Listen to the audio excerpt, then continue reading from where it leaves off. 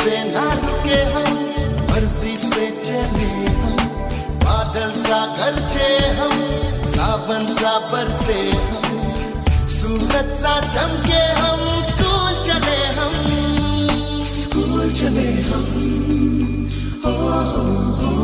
से ना रुके। नमस्कार विद्यार्थी मित्रों, हूँ दीपक सर श्री सनफ्लावर विद्यालय खोरडियाद वती आप सर्वेનું हार्दिक स्वागत करूँ छूँ।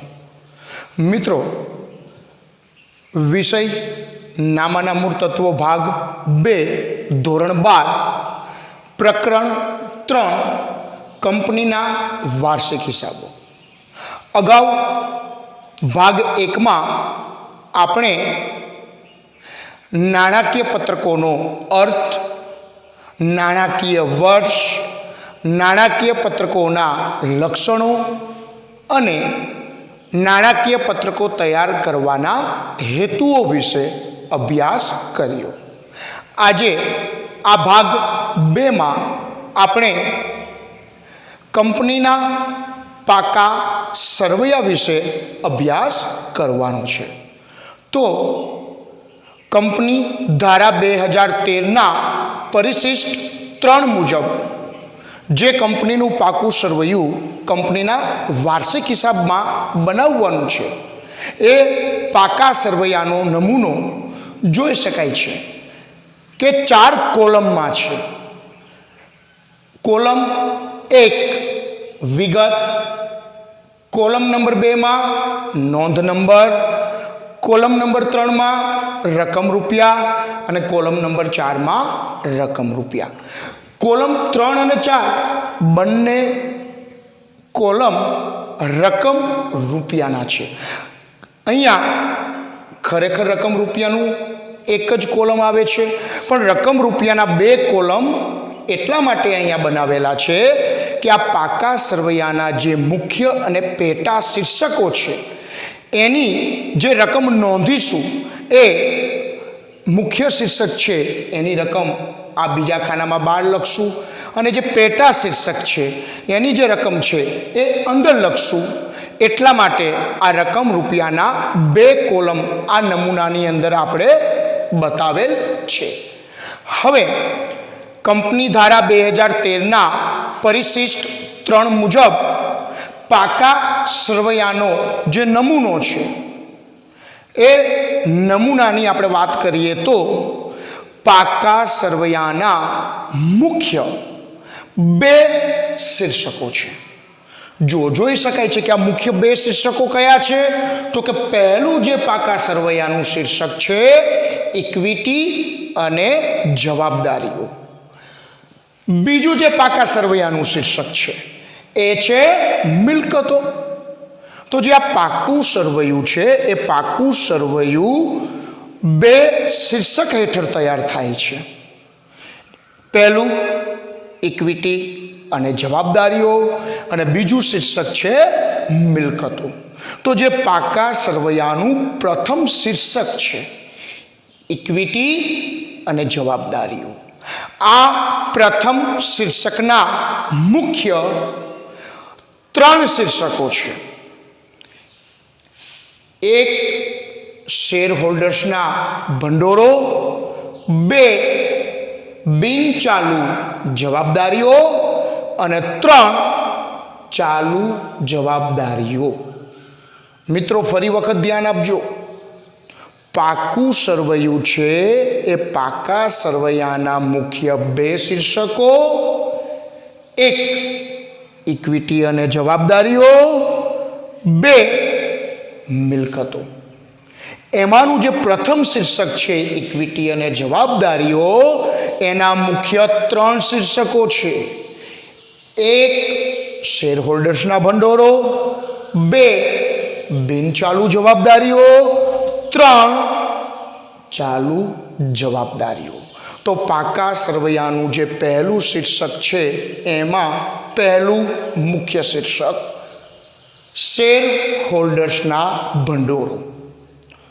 તો જે આ પહેલું મુખ્ય શીર્ષક છે શેર હોલ્ડર્સના ભંડોળો એના પેટા શીર્ષક 2 છે। 1 શેર મૂડી, અને 2 અનામત અને વધારો. તો જે શેર હોલ્ડર્સના ભંડોળ મુખ્ય શીર્ષક છે એનું જે પહેલું પેટા શીર્ષક છે શેર મૂડી. આ શેર મૂડીમાં ઇક્વિટી શેર મૂડી, પ્રેફરન્સ શેર મૂડીની નોંધ કરવામાં આવે છે. જો શેર પર બાકી હપ્તાઓ હોય તો આ શેર પર બાકી હપ્તા આ શેર મૂડીની રકમમાંથી બાદ કરવામાં આવે છે. ફરી વખત ધ્યાન આપજો, જો શેરનો બાકી હપ્તો આપેલો હોય તો જે શેર મૂડી શીર્ષક છે એમાં જે શેર મૂડી છે એમાંથી બાદ થાય છે.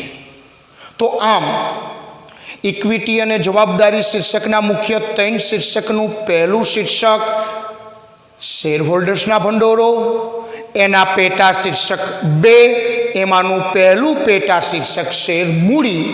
આ શેર મૂડીની અંદર ઇક્વિટી શેર મૂડી અને પ્રેફરન્સ શેર મૂડીની નોંધ થાય છે. આ ઉપરાંત જો શેર પર બાકી હપ્તો આપેલો હોય તો એ બાદ કરવામાં આવે છે.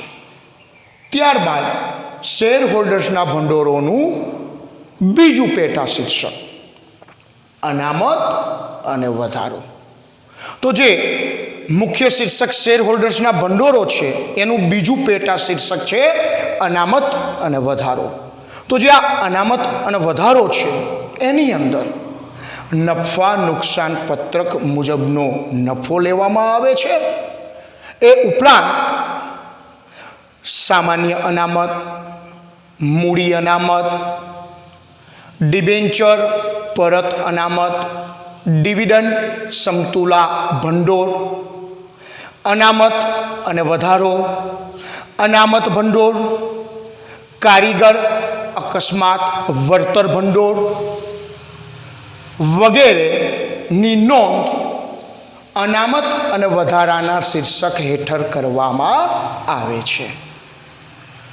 તો ત્યારબાદ જો ઇક્વિટી અને જવાબદારી શીર્ષકનું બીજું મુખ્ય શીર્ષક છે બિનચાલુ જવાબદારીઓ. તો જે આ બીજું મુખ્ય શીર્ષક છે બિનચાલુ જવાબદારી, એના 3 પેટા શીર્ષકો છે. એક, લાંબા ગાળાના ઉછીના નાણાં. 2, અન્ય લાંબા ગાળાની જવાબદારીઓ. અને 3, લાંબા ગાળાની જોગવાઈઓ. તો આમ ઇક્વિટી અને જવાબદારી શીર્ષકના બીજા મુખ્ય શીર્ષક બિનચાલુ જવાબદારીઓના 3 પેટા શીર્ષકો છે. એ 3 પેટા શીર્ષકમાંનું પહેલું પેટા શીર્ષક લાંબા ગાળાના ઉછીના નાણાં. તો જે આ શીર્ષક છે એ શીર્ષકમાં ડિબેન્ચર, બોન્ડ, જાહેર થાપણો, 12 માસ કરતાં વધુ સમય માટે લીધેલ લોન વગેરેની નોંધ આ શીર્ષક હેઠળ કરવામાં આવે છે. ત્યાર પછી બીજું પેટા શીર્ષક છે અન્ય લાંબા ગાળાની જવાબદારીઓ. તો જે આ બીજું પેટા શીર્ષક છે અન્ય લાંબા ગાળાની જવાબદારીઓ, આ પેટા શીર્ષકમાં ડિબેન્ચર પરત પ્રીમિયમ અને પ્રેફરન્સ શેર પરત પ્રીમિયમની નોંધ કરવામાં આવે છે.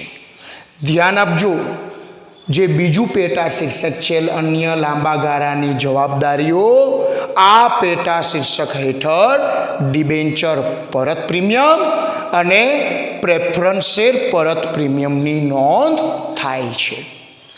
ત્યાર પછી ત્રીજું જે પેટા શીર્ષક છે લાંબા ગાળાની જોગવાઈઓ. તો જે આ લાંબા ગાળાની જોગવાઈઓ શીર્ષક છે એ શીર્ષકમાં provident fund, pension fund, gratuity fund, કામદાર નફાભાગ ભંડોળ, કામદારના બચત ખાતા વગેરેની નોંધ આ શીર્ષક હેઠળ કરવામાં આવે છે. ફરી વખત ધ્યાન આપજો. ત્રીજું પેટા શીર્ષક છે લાંબા ગાળાની જોગવાઈઓ. આ ત્રીજા પેટા શીર્ષક હેઠળ પેન્શન ફંડ, ગ્રેજ્યુઇટી ફંડ, કામદાર નફા ભાગ ભંડોળ, કર્મચારીના બચત ખાતા, પ્રોવિડન્ટ ફંડ વગેરેની નોંધ થાય છે. તો આમ જે પાકા સરવૈયાનું જે પહેલું શીર્ષક છે ઇક્વિટી અને જવાબદારી, એના બે મુખ્ય શીર્ષક વિશે વાત કરી. હવે એનું જે ત્રીજું મુખ્ય શીર્ષક છે ચાલુ જવાબદારીઓ. તો જે આ ત્રીજું મુખ્ય શીર્ષક ચાલુ જવાબદારીઓ છે એના પેટા શીર્ષકો 4 છે. 1. ટૂંકા ગાળાના ઉછીના નાણાં. 2. વેપારી દેવા. 3. અન્ય ચાલુ જવાબદારીઓ. 4. ટૂંકા ગાળાની જોગવાઈઓ. તો આમ ઇક્વિટી અને જવાબદારીઓ શીર્ષક હેઠળના જે ત્રીજા મુખ્ય શીર્ષક ચાલુ જવાબદારીઓના પહેલા પેટા શીર્ષક ટૂંકા ગાળાના ઉછીના નાણાં વિશે આપણે જોઈએ. તો જે આ પહેલું પેટા શીર્ષક છે ટૂંકા ગાળાના ઉછીના નાણાં. તો આ ટૂંકા ગાળાના ઉછીના નાણાંમાં જો શબ્દ જ સૂચન કરે છે કે ટૂંકો ગાળો, તો નામાની અંદર આપણે અગાઉ અભ્યાસ કરેલો છે ને એ અભ્યાસ મુજબ આપણે સૌ સારી રીતે જાણીએ છીએ કે ટૂંકો ગાળો એટલે કે જે સમયગાળો 12 મહિનાથી ઓછો છે. એટલે કે 12 મહિનાથી ઓછા સમય માટે જે આપણે લોન લીધી છે એ loan bank overdraft, cash credit વગેરેની નોંધ આ શીર્ષક હેઠળ કરવામાં આવે છે. ત્યાર પછીનું જે બીજું પેટા શીર્ષક છે વેપારી દેવા. તો જે આ વેપારી દેવા પેટા શીર્ષક છે એમાં લેણદારો અને દેવી હુંડીની નોંધ થાય છે. જે બીજું પેટા શીર્ષક છે વેપારી દેવા, આ વેપારી દેવા પેટા શીર્ષક હેઠળ 2 નોંધ થશે. તો કે કઈ 2 નોંધ? તો કે એક લેણદારો અને બીજું છે દેવી હુંડી. ત્યારબાદ ત્રીજું પેટા શીર્ષક છે અન્ય ચાલુ જવાબદારીઓ. તો જે આ ત્રીજું પેટા શીર્ષક છે અન્ય ચાલુ જવાબદારીઓ, એમાં ચૂકવવાના બાકી ખર્ચા, અગાઉથી ચૂકવેલા ખર્ચા, ગ્રાહકો પાસેથી મળેલ એડવાન્સ રકમ, આવતા 12 મહિનામાં પરત કરવા પાત્ર ડિબેન્ચરની રકમ, ડિબેન્ચર પર ચૂકવવાનું બાકી વ્યાજ વગેરે નોંધ અન્ય ચાલુ જવાબદારીઓમાં થાય છે. ફરી વખત મિત્રો ધ્યાન આપજો. જે આ ત્રીજું પેટા શીર્ષક છે અન્ય ચાલુ જવાબદારીઓ, આ અન્ય ચાલુ જવાબદારીઓમાં શેની નોંધ કરશું? તો કે હમણાં અત્યારે જ આપણે વાત કરી એ મુજબ ચૂકવવાના બાકી ખર્ચા, અગાઉથી મળેલ આવકો, ગ્રાહકો પાસેથી મળેલ એડવાન્સ રકમ, આવતા 12 મહિનામાં ચૂકવવા પાત્ર ડિબેન્ચરની રકમ, ડિબેન્ચરનું ચૂકવવાનું બાકી વ્યાજ વગેરેની નોંધ આ શીર્ષક હેઠળ કરવામાં આવે છે. ત્યાર પછી ચોથું શીર્ષક છે ટૂંકા ગાળાની જોગવાઈઓ. તો જે આ ચોથું શીર્ષક ટૂંકા ગાળાની જોગવાઈઓ છે એની અંદર સૂચિત ડિવિડન્ડ અને કરવેરાની જોગવાઈની નોંધ થાય છે. ધ્યાન આપજો. ચોથું જે પેટા શીર્ષક છે ટૂંકા ગાળાની જોગવાઈઓ, એની અંદર 2 નોંધ થશે. એક સૂચિત ડિવિડન્ડ અને 2 કરવેરાની જોગવાઈઓ. તો આ રીતે આ પાકા સરવૈયાનું જે પહેલું શીર્ષક છે ઇક્વિટી અને જવાબદારીઓ, એના વિશેની સમજૂતી પૂર્ણ થાય છે. હવે પાકા સરવૈયાના બીજા મુખ્ય શીર્ષક મિલકતો વિશે સમજીશું. તો હમણાં વાત કરીએ એમ પાકા સરવૈયાનું બીજું શીર્ષક છે મિલકતો. તો જે આ પાકા સરવૈયાનું બીજું શીર્ષક મિલકતો છે એ મિલકતોના મુખ્ય બે શીર્ષકો છે. એક બિન ચાલુ મિલકતો અને બે ચાલુ મિલકતો. તો પહેલું જે મુખ્ય શીર્ષક છે બિન ચાલુ મિલકતો, એના પેટા શીર્ષકો 4 છે. એક કાયમી મિલકતો, બે બિન ચાલુ રોકાણો, 3 લાંબા ગાળાની લોન અને ધિરાણો, 4 અન્ય બિન ચાલુ મિલકતો. તો જે આ મિલકતો શીર્ષકના પહેલા મુખ્ય શીર્ષક બિન ચાલુ મિલકતોના પેટા 4 શીર્ષકોમાંના પહેલું પેટા શીર્ષક કાયમી મિલકતો વિશે ચર્ચા કરીએ.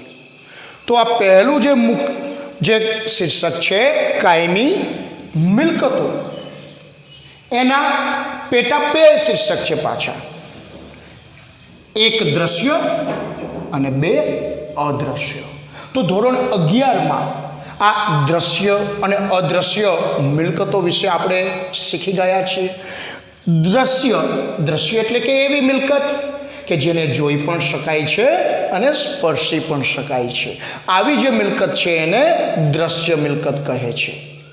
અદ્રશ્ય એટલે કેવી? તો કે જેને જોઈ પણ નથી શકાતી અને સ્પર્શી પણ નથી શકાતી એવી જે મિલકત છે એને અદ્રશ્ય મિલકત કહે છે. તો પહેલું જે મુખ્ય શીર્ષક છે બિન ચાલુ મિલકતો, એનું પહેલું પેટા શીર્ષક કાયમી મિલકતોના પેટા શીર્ષક દ્રશ્ય મિલકતોમાં જમીન, મકાન, પ્લાન્ટ, યંત્રો, ફર્નિચર અને ફિક્સચર, સાધન સરંજામ વગેરેની નોંધ કરવામાં આવે છે. અદ્રશ્ય મિલકતોમાં પાઘડી, patent, trademark, copyright, software, franchises વગેરેની નોંધ કરવામાં આવે છે. તો ત્યારબાદ બીજું પેટા શીર્ષક છે બિન ચાલુ રોકાણો. તો જે બીજું પેટા શીર્ષક છે બિન ચાલુ રોકાણો, એ બિન ચાલુ રોકાણોમાં મ્યુચ્યુઅલ ફંડના રોકાણો, પ્રોવિડન્ટ ફંડના રોકાણો, ડિબેન્ચર પરત નિધિના રોકાણો, કોઈ અન્ય કંપનીના શેર કે ડિબેન્ચર જેનો સમય 12 માસથી વધુ છે, સરકારી જામીનગીરીઓ જેનો પણ સમય 12 માસથી વધુ છે વગેરેની નોંધ બિન ચાલુ રોકાણોમાં થાય છે. ત્યારબાદ ત્રીજું પેટા શીર્ષક છે લાંબા ગાળાની લોન અને ધિરાણો. તો જે આ ત્રીજું પેટા શીર્ષક લાંબા ગાળાની લોન અને ધિરાણો છે એની અંદર કર્મચારીને આપેલ લોન. પણ સમજો, લાંબો ગાળો, હવે જો અગાઉ આપણે વાત કરી છે લાંબો ગાળો એટલે કે જેનો સમય 12 મહિનાથી વધુ છે. એટલે કે કર્મચારીને જે લોન આપી પણ કેવી લોન આપેલી હોય કે જેનો સમય 12 માસથી વધુ છે, એની નોંધ આ લાંબા ગાળાની લોન અને ધિરાણમાં થાય છે. એ ઉપરાંત લાંબા ગાળાની લોન અને ધિરાણમાં custom deposit, telephone deposit, electricity ડિપોઝિટની પણ નોંધ કરવામાં આવે છે. ત્યારબાદ ચોથું પેટા શીર્ષક છે અન્ય બિનચાલુ મિલકતો. તો જે આ ચોથું પેટા શીર્ષક છે અન્ય બિનચાલુ મિલકતો, એની અંદર ડિબેન્ચર, વટાવ, જાહેરાત, ઉપલક ખાતું કે જેને આપણે જાહેરાત ઝુંબેશ ખર્ચ પણ કહીએ છીએ, સંશોધન અને વિકાસ ખર્ચ, એની નોંધ આ અન્ય બિનચાલુ મિલકતોમાં થાય છે. તો આમ પહેલું મુખ્ય શીર્ષક બિનચાલુ મિલકતો અહીંયા પૂરું થાય છે. ફરી એક વખત ટૂંકમાં જોઈ લઈએ કે બિનચાલુ મિલકતના પેટા શીર્ષકો 4 છે. કાયમી મિલકતો, જેમાં દ્રશ્ય અને અદ્રશ્ય. બીજું, બિનચાલુ રોકાણો. ત્રીજું, લાંબા ગાળાની લોન અને ધિરાણો. અને ચોથું, અન્ય બિનચાલુ મિલકતો. ત્યારબાદ મિલકતો શીર્ષકનું બીજું મુખ્ય શીર્ષક છે ચાલુ મિલકતો. તો જે આ બીજું મુખ્ય શીર્ષક ચાલુ મિલકત છે એના પેટા 6 શીર્ષકો છે. 1, ચાલુ રોકાણો. 2, માલ સામગ્રી. 3, વેપારી લેણાં. 4, રોકડ અને રોકડ સમકક્ષ. 5, ટૂંકા ગાળાની લોન અને ધિરાણ. અને 6, અન્ય ચાલુ મિલકતો. તો જે આ બીજું મુખ્ય શીર્ષક છે એનું પહેલું પેટા શીર્ષક ચાલુ રોકાણો. જો અહીં શબ્દ આવ્યો ચાલુ એટલે તરત ખ્યાલ આપણને આવે કે ચાલુ એટલે કે જેનો સમય 12 માસથી ઓછો છે. એટલે કે કોઈ પણ આપણે કંપનીમાં એવું રોકાણ કરેલું હોય કે જેનો સમય 12 માસથી ઓછો છે, એની નોંધ આ શીર્ષક હેઠળ કરવામાં આવે છે. એટલે કે ચાલુ રોકાણોમાં શેની નોંધ થશે? તો એની નોંધની વાત કરીએ તો અન્ય કંપનીના શેર કે ડિબેન્ચર પણ કેવા હોવા જોઈએ? 12 મહિનાથી ઓછા સમય માટે હોવા જોઈએ. જાહેર થાપણમાં રોકાણ એટલે કે 12 મહિનાથી ઓછા સમય માટે. સરકારી જામીનગીરીઓ એ પણ કેવી? 12 મહિનાથી ઓછા સમય માટે. મ્યુચ્યુઅલ ફંડના યુનિટ એ પણ કેવા? 12 મહિનાથી ઓછા સમય માટે. તો આમ આ નોંધ ચાલુ રોકાણોની અંદર કરવામાં આવશે. ત્યારબાદ બીજું પેટા શીર્ષક છે માલ સામગ્રી. તો જે આ બીજું પેટા શીર્ષક માલ સામગ્રી છે એમાં કાચા માલનો સ્ટોક, અર્ધ તૈયાર માલનો સ્ટોક, તૈયાર માલનો સ્ટોક, છૂટા ભાગો, છૂટા ઓજારો, માર્ગસ્થ માલ વગેરેની નોંધ આ શીર્ષક હેઠળ કરવામાં આવે છે. ત્યાર પછી ત્રીજું પેટા શીર્ષક છે વેપારી લેણાં. તો વેપારી લેણાંમાં દેવાદારો અને લેણી હુંડી આ બે નોંધ આ વેપારી લેણાંના શીર્ષક હેઠળ કરવામાં આવે છે. ત્યાર પછીનું ચોથું પેટા શીર્ષક છે રોકડ અને રોકડ સમકક્ષ. તો જે આ ચોથું પેટા શીર્ષક રોકડ અને રોકડ સમકક્ષ છે એની અંદર હાથ પર રોકડ, બેંક સિલક, હાથ પર રહેલ ચેક અને ડિમાન્ડ ડ્રાફ્ટની નોંધ આ રોકડ અને રોકડ સમકક્ષ શીર્ષક હેઠળ થાય છે. ત્યાર પછી પાંચમું પેટા શીર્ષક ટૂંકા ગાળાની લોન અને ધિરાણ. તો જે આ પાંચમું પેટા શીર્ષક છે ટૂંકા ગાળાની લોન અને ધિરાણ એની અંદર 12 મહિનાથી ઓછા સમય માટે આપેલ લોન એટલે કે કોઈ પણ એવી લોન આપણે આપેલી હોય કે જેનો સમયગાળો 12 મહિનાથી ઓછો છે, તો એ લોન વેપારીને આપેલ એડવાન્સ ની નોંધ આ શીર્ષક હેઠળ કરવામાં આવે છે. અને છેલ્લું અને છઠ્ઠું પેટા શીર્ષક છે અન્ય ચાલુ મિલકતો.